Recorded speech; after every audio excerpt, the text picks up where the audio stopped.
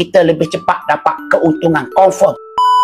Menabung mengikut kemampuan masing-masing. 1 gram 1 bulan, 100 satu bulan, tak ada masalah. Cukup gram, 1 gram dah boleh keluarkan emas fizikal. Lebih baik kita menabung dulu. Cukup 10 gram, 20 gram, baru kita keluarkan emas fizikal. Itu terbaik. Tuan puan, makin besar item kita simpan. 100 gram, 250 gram, 1 kilo emas, kita lebih cepat dapat keuntungan confirm. Sebab apa? Sebab spread perbezaan harga beli dengan harga jual. Saya bagi contoh item 5 gram.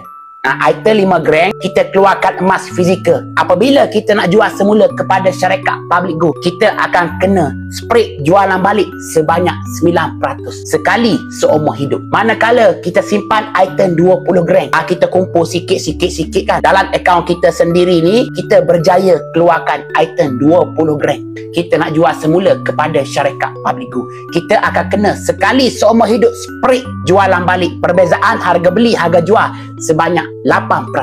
Kita menabung lagi, menabung. Kita berjaya keluarkan item 250 gram. Nak jual semula kepada syarikat public good, kita akan kena sekali seumur hidup spread sebanyak 6%. Jadi jelas, kita lebih cepat dapat keuntungan. Kita simpan item yang besar-besar, gramnya yang besar-besar. Jadi kita ada kaedah account gap, Go Accumulation Program, kaedah menabung sikit demi sedikit dalam akaun kita sendiri. 100, 200. Kumpul dulu dekat sini. Kumpul banyak-banyak, nanti capai target kita keluarkan emas fizikal. InsyaAllah saya pastikan tuan puan terima item emas fizikal.